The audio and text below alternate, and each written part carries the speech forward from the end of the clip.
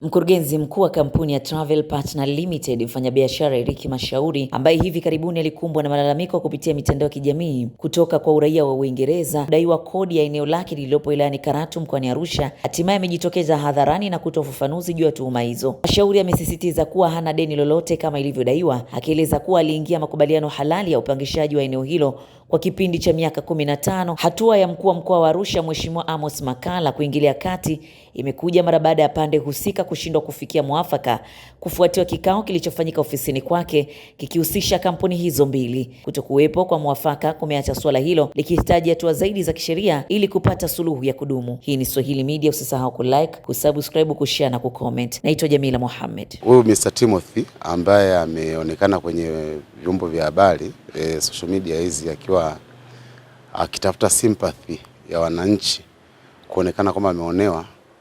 Mimi nilifahamiana naye mwaka 2021 mwishoni, ambapo alikuwa anatafuta mtu wa kuwekeza kwenye eneo ambalo liliachwa na marehemu baba yake Mzee Flavel, ambaye alifariki kipindi cha mwaka 2020. Alikuwa anahitaji mwekezaji wa kuwekeza kwenye ile eneo ambalo lilikuwa limejengwa lije kuwa lodge hapo baadaye, lakini lilikuwa ni pagara, jengo ambalo halijakamilika. Sasa alifahamiana na mimi akiwa yeye Uingereza, mimi nikiwa Tanzania. Alinipigia simu kwa njia ya WhatsApp na emails, na akaniambia, bwana, mimi natafuta mtu wa kuwekeza ambaye mwenye mtaji. Nina eneo zuri sana liko Manyara hapo Karatu, jenga na kuweka miundombinu yote ya hilo eneo na kuweka furnitures na fixtures zote na kila kitu ili iweze kuwa ni hoteli, ambayo nimeweka mamilioni ya pesa. Pesa nyingi sana nimeweka pale. Tukasaini mkataba wa miaka 15 kati ya sisi Travel Partner na huyu anaojiita ni mwekezaji. Kwa hiyo kwa kifupi, yeye sio mwekezaji, sisi ndio tumewekeza pale. Lakini kwa makubaliano, kwa sababu yeye ni mwenye eneo ambalo lilikuwa la baba yake, ambao alikuwa amelipata baba yake pale, tukawa tunamlipa base rent ya $25,000 kwa mwaka, ambao tumemlipa pia, tumekuwa tukimlipa na hatudai pesa yoyote. Lakini zaidi ya hapo, tulikuwa tunampa commission kwa kila mgeni anaoingia, ambao pia tumemlipa, hapati, hamna shida yoyote. Lakini wakati amekuja Tanzania, nilivyomtumia nauli akaja hapa Tanzania, alikuwa hana ajira pia. Akaniambia, mimi sawa, nitakuwa napata pesa mara moja kwa mwaka hizi za base rent, lakini naomba uniajiri, na mimi sina kazi, sina ajira, na nimekaa Uingereza muda mrefu, sina ajira. Kwa sababu kabla hapo alikuwa dereva kule South Africa, driver guide wa kuendesha wageni watalii.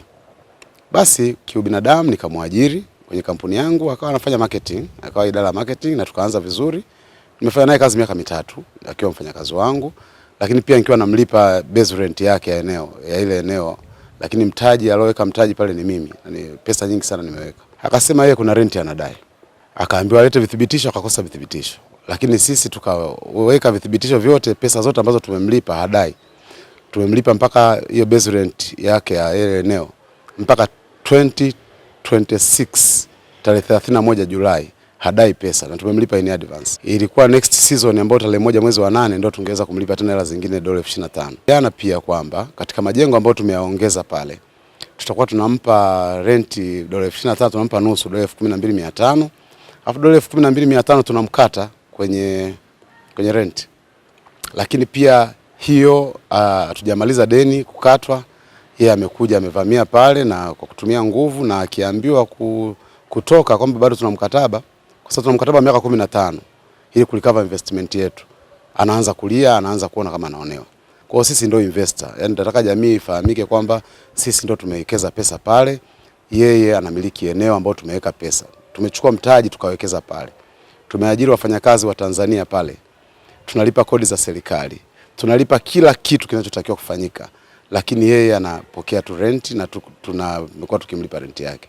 Sasa tulichokigundua katika mazungumzo haya ni kwamba mahusiano kati ya pande zote mbili yameyumba, na kwa sababu hiyo hata sisi ambao kama serikali tuliowaita katika hili linakosa nafasi ya kuwa sehemu ya usuluhishi, na hata isingekuwa serikali, sioni nia ya upande mmoja kuweza kutaka hata msuluhishi anayemuona wao kwa pamoja wanaweza akamtumia. Kwa hiyo tuliwaomba wakae walione hilo ili waweze kulimaliza vizuri.